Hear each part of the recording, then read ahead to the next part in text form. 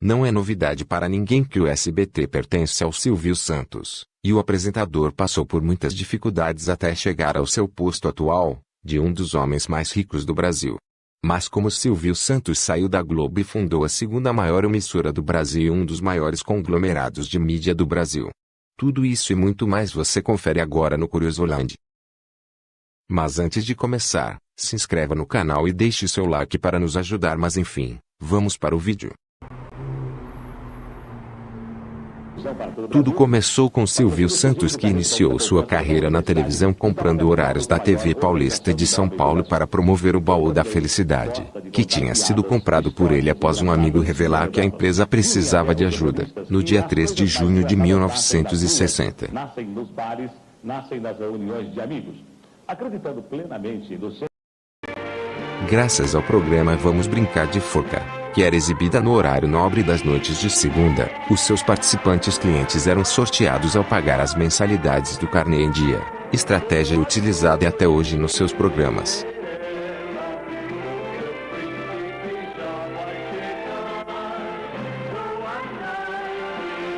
Três anos depois, em 2 de junho de 1963, Silvio Santos estreava finalmente o programa Silvio Santos. Na época, era composta por 3 quadros: O Cuidado com a Buzina, Roda Peão e Justiça dos Homens. O programa foi ganhando espaço na grade da emissora e ganhou novos quadros graças às compras dos horários de Silvio, como o Festival da Casa Própria e Rodada de Ouro.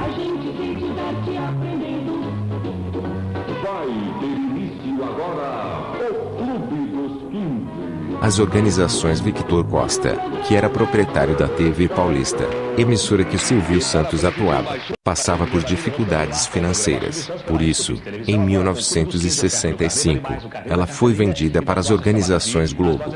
Em 24 de março de 1966, a TV Paulista era extinta. No seu lugar ficou a atual TV Globo São Paulo. O programa era a 5ª maior audiência da história da TV brasileira, e transformou Silvio em celebridade e o Baú saiu da crise econômica.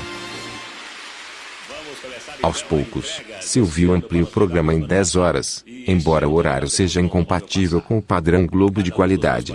Levou Silvio a desentendimentos com os diretores do canal que queriam usar o horário para atrações e anunciantes próprios. Em 1972, antes de renovar o contrato para 5 anos, Silvio Santos comprou metade das ações da Record TV. Porém, seu contrato com a Globo impedia de se envolver com emissoras concorrentes, então Silvio colocou no seu lugar Joaquim Sintra Godinho.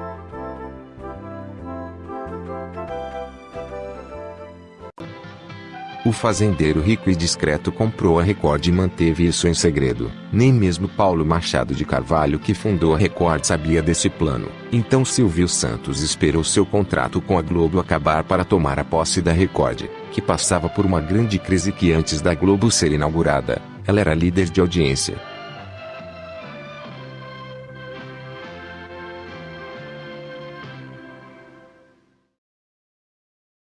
Em junho de 1976, o contrato de Silvio Santos com a Globo chegava ao fim. Então ele marcou um horário para uma assembleia e revelar quem é o dono da Record. Mas Paulo Machado de Carvalho descobriu tudo e entrou na justiça.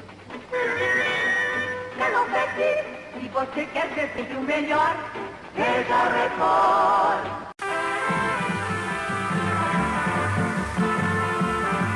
Os torcedores brasileiros voarão pela Varig. Consulte seu agente ou as lojas da Pioneira.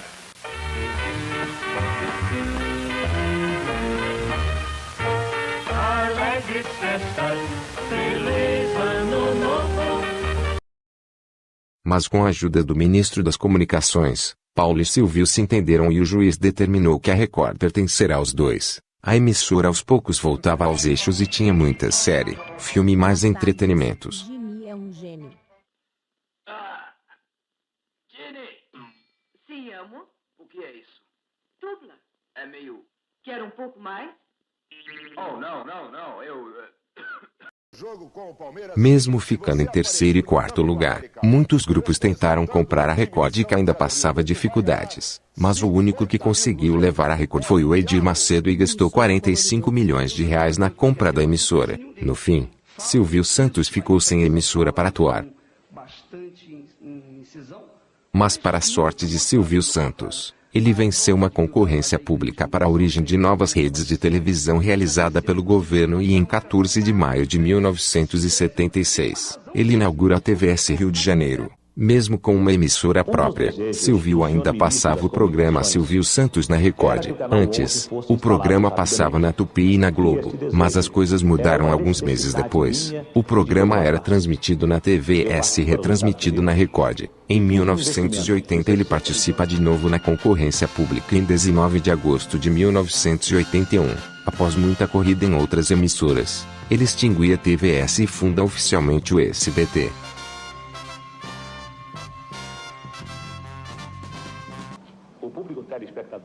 A inauguração do SBT foi bastante diferente. Ao invés de um programa ser o primeiro programa do SBT, o primeiro programa foi simplesmente a assinatura de concessão no auditório do Ministério das Comunicações em Brasília. Então o primeiro programa do SBT foi o seu próprio nascimento. Silvio Santos faz um discurso de seu caminho.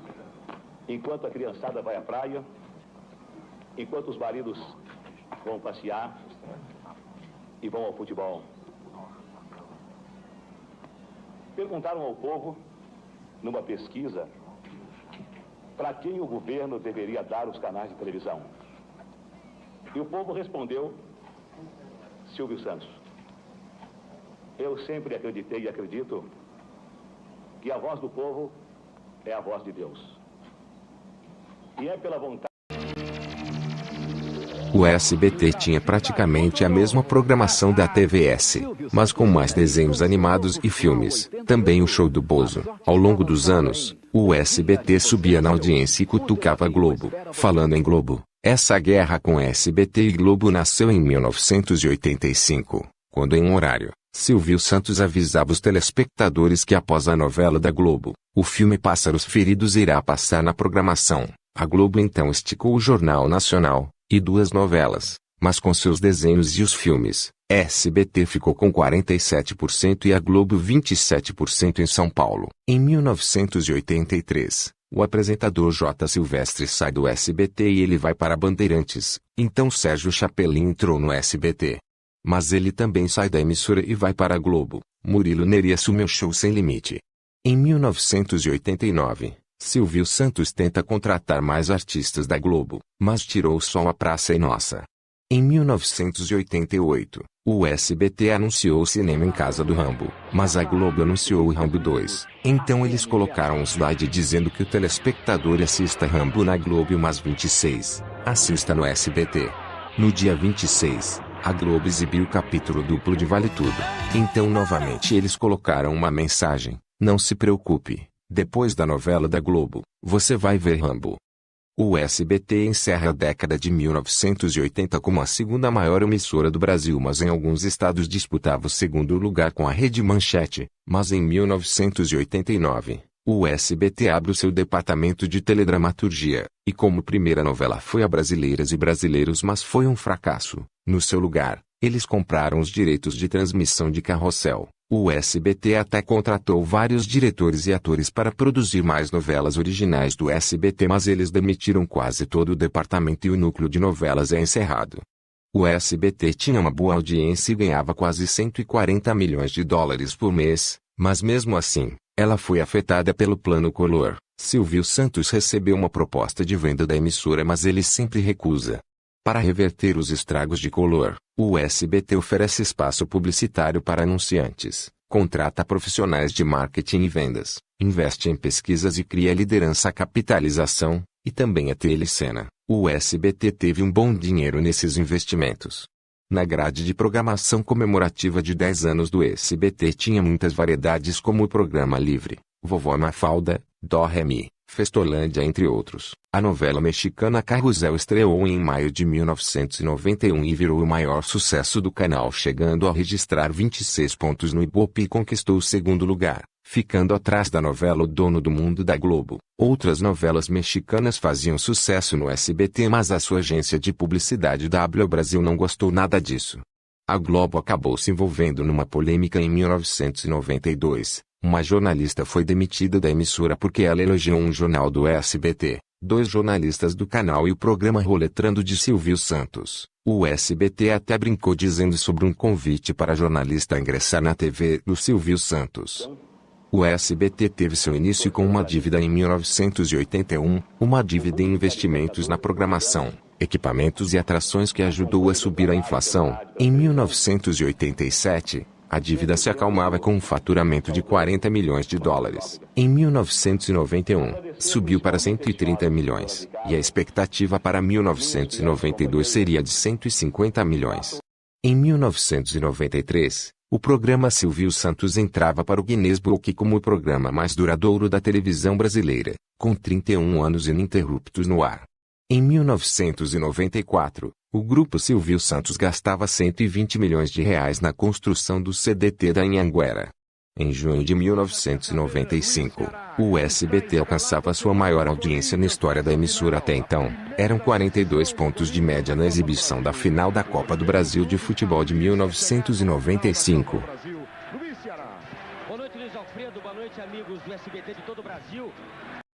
As instalações da emissora foram por 5 bairros de São Paulo, sendo estes: Vila Guilherme, Rua dos Camarés, Carandiru, Avenida Taliba Leonel, Sumaré e Via Anhanguera, e isso dificultava os trabalhos da emissora. Também havia enchentes nas instalações, então o CDT só foi inaugurado em 1996 nos 15 anos do SBT. Aliás, foi em 1996 que eles conseguiram com exclusividade a transmissão do Oscar, da Fórmula Indy e da sua última Copa do Mundo de 1998. Marília Gabriela estreava em 1 de março de 1998 de frente com Gabi. Em 17 de maio desse ano, começou a campanha do Teleton Acde. Em 8 de setembro, o Ratinho e o Eduardo Lafon voltam da Record. Nesse ano houve especulações da venda da emissora. A Televisa adoraria o SBT ser sua. A Disney, Sony e Telefe estavam interessados, mas Silvio negava novamente. Em abril de 2000, o SBT fecha a parceria com a Warner Bros. E Disney e garante mais de 1.000 filmes em sua programação. O SBT estreava o Cine Espetacular com uma média de 29 pontos contra os 16 da Globo, entre outros filmes que bateram a concorrência. Em 2001, fazia sucesso A Casa dos Artistas, o primeiro reality show da emissora e bate com o Big Brother Brasil da Globo, mas em 2004, o SBT para de produzir o reality por causa da emissora original do BBB, em Endemol após ela acusar o formato do SBT de plagiar o BBB. Em 2003, apresentado pelo Gugu Liberato, o Domingo Legal fez uma entrevista com a organização criminosa PCC, mas, Datena e outros apresentadores de outras emissoras acusaram o Gugu e o SBT de encenar tudo. O próprio PCC revelou que não fizeram entrevista alguma no Domingo Legal, então o apresentador e a emissora foram processados. O SBT perdeu uma boa audiência, mas em 2004 eles conseguiram voltar ao normal e nunca mais fizeram isso. Em 2004, estreava o programa Casos de Família. Em 2005, a jornalista Ana Paula Padrão do SBT Brasil fez o SBT ser a primeira rede brasileira a entrar no território norte-coreano. Em 2007, a Record estava no auge, ficando em segundo lugar, e o SBT caía a qualquer mudança na sua programação. Os únicos programas que ganhavam da Record eram comprados por ela e o SBT só caía. Cara, só pra vocês não me chamarem de louco, com certeza muitos já sabem que Chaves e Chapolin são uma das maiores audiências do SBT até hoje, mas em 2011, a emissora americana infantil Cartoon Network comprou os direitos de transmissão do seriado, mas somente transmitirá na TV paga. Em 2012, a emissora anuncia um remake da novela mexicana Carrossel, e que também virou sucesso e deixou a Record em terceiro lugar. Após seu sucesso com Carrossel, a emissora anuncia um novo departamento de teledramaturgia. Em 2013, a emissora afirma que seu faturamento chegou em R$1 bilhão. Isso se deve ao sucesso da novela mexicana original Carrossel.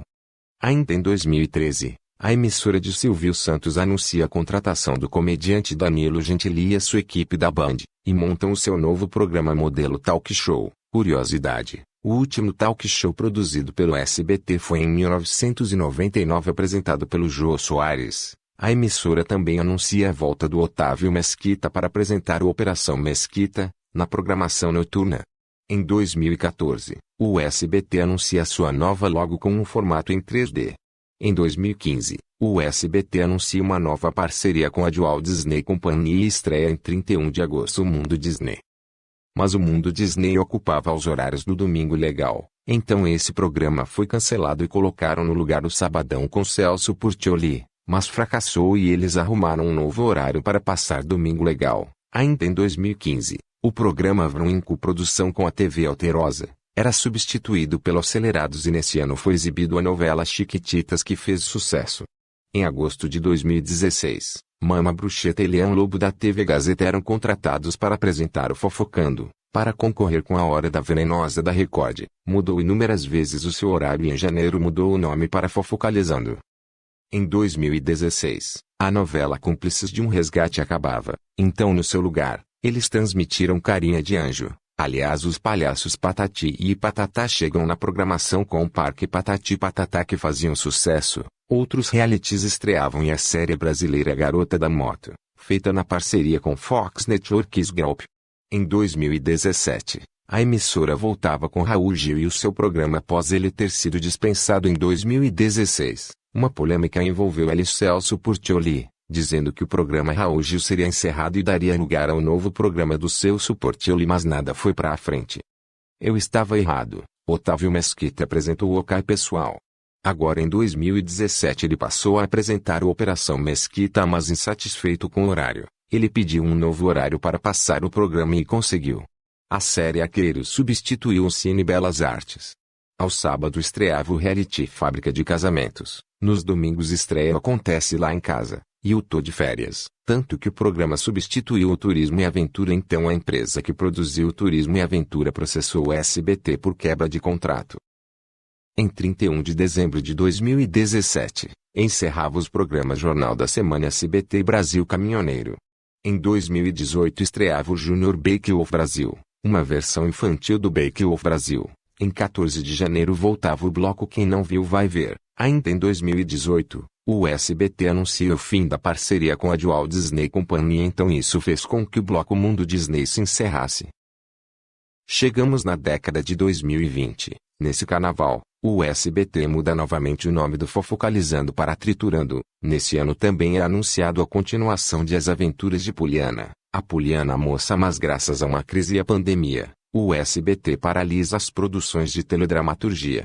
Esse ano comemora-se os 39 anos da emissora. Em 2019, a Maísa, estrela do SBT, ganha o seu próprio programa. Mas enfim, chegamos no hoje da história do SBT. Espero que goste do nosso vídeo. Se gostou, deixe seu like e se inscreva no canal e não perca mais vídeos aqui no Curioso Land.